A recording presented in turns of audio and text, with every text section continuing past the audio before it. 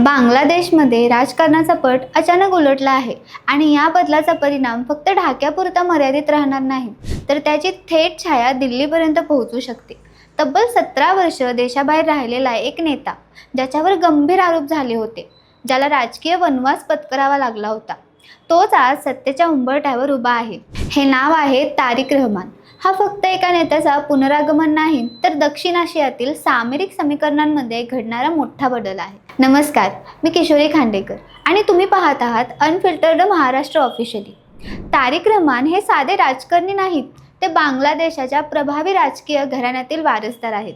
त्यांचे वडील झिओर रहमान हे बांगलादेशचे राष्ट्रपती होते आणि देशाच्या राजकीय इतिहासातील महत्त्वाचे व्यक्तिमत्व होते. त्यांची आई खलेदा झिया या 3 वेळा पंतप्रधान राहिल्या आहेत आणि त्यांचा पक्ष बांगलादेश नॅशनलिस्ट पार्टी हा बांगलादेशामधील सर्वात मोठा राष्ट्रवादी राजकीय पक्ष मानला जातो. त्यामुळे तारिक रहमान यांचा राजकीय प्रवास हा केवळ वैयक्तिक महत्त्वाकांक्षेचा नसून हा एका परंपरेचा, एका वारशाचा आणि सत्तेचा संघर्षाचा भाग आहे.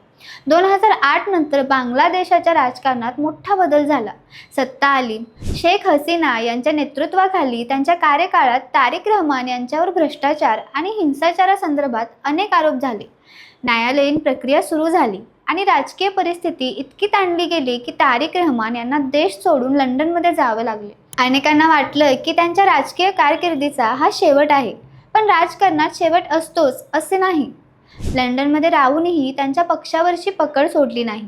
डिजिटल माध्यमांचा वापर करून, युवक संघटनांना सक्रिय ठेवून आणि सरकारविरोधी भावना उभा करून त्यांनी आपला प्रभाव टिकवून ठेवला. 17 वर्षाचा वनवास हा पराभव नव्हता, तर एका मोठ्या पुरागमनाची तयारी होती का, असा प्रश्न आज उपस्थित होतो. कारण आर्थिक ताण वाढत असताना, महागाई आणि बेरोजगारीच्या प्रश्नांमुळे जनतेत नाराजी वाढत असताना विरोधी पक्षाला पुन्हा संधी मिळू लागली. निवडणुकीची घोषणा झाली तेव्हा अनेक विश्लेषकांनी BNPला कमकुवत मानले, परंतु निकाल लागला आणि सगळे अंदाज चुकले. BNPने मोठा विजय मिळवला आणि तारिक रहमान यांच्या पुनरागमनाला जनतेने मान्यता दिली. देशात त्यांचे स्वागत विजेत्यासारखे झाले. आता हे पंतप्रधानाच्या दिशेने वाटचाल करत आहेत. पण हा विजय केवळ सत्ताधाऱ्यांचा नाही, तर दक्षिण आशियातील सामरिक समीकरणात बदल घडवणारा आहे. भारतासाठी हा बदल अत्यंत महत्त्वाचा आहे.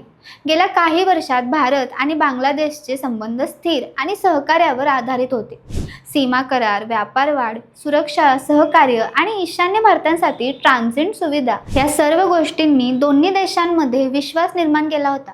मात्र BNPच्या राजकीय इतिहासात भारताबद्दल काही वेळा टीकात्मक भूमिका दिसून आली आहे. त्यामुळे प्रश्न निर्माण होतो, तारिक रहमान भारताशी मैत्रीपूर्ण धोरण स्वीकारतील का, की बांगलादेश फर्स्ट या राष्ट्रवादी भूमिकेतून अधिक स्वायत्त आणि कदाचित भारतापासून अंतर राखणारे धोरण स्वीकारतील. जर त्यांची भारताशी आर्थिक आणि सुरक्षा सहकार्य अधिक मजबूत केले, तर दोन्ही देशांसाठी ही सुवर्ण संधी ठरू शकते. उदाहरणार्थ, जर बांगलादेशने भारताला ट्रान्झिट मार्ग अधिक सुलभ केले, तर ईशान्य भारतातील व्यापार आणि उद्योगाला मोठी चालना मिळू शकते. परंतु जर त्यांनी काही करारांचे पुनरावलोकन केले नाही किंवा चीनकडे अधिक झुकले, तर भारतासाठी सामरिक आव्हान निर्माण होऊ शकते. चीन आधीच बांगलादेशमध्ये मोठ्या प्रमाणात गुंतवणूक करत आहे. पायाभूत सुविधा, बंदरे आणि औद्योगिक प्रकल्प यामध्ये चीनचा प्रभाव वाढत आहे.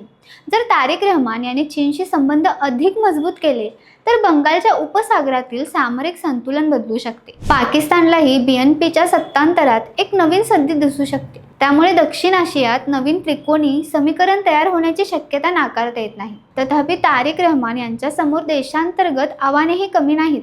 अर्थव्यवस्था सावरणे, बेरोजगारी कमी करणे, भ्रष्टाचार नियंत्रण ठेवणे आणि आंतरराष्ट्रीय पातळीवर विश्वास निर्माण करणे, ही सर्व कामे त्यांना पार पाडावी लागतील.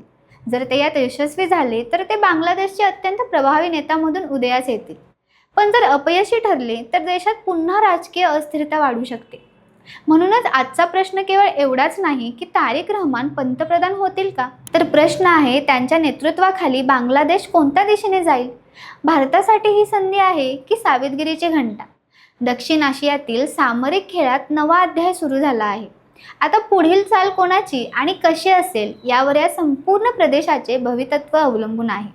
ही कहाणी अजून संपलेली नाही, ही फक्त सुरुवात आहे आणि पुढील काही महिने ठरवतील की बांगलादेशचा हा राजकीय बदल इतिहास घडवतो की नवा संघर्ष निर्माण करतो.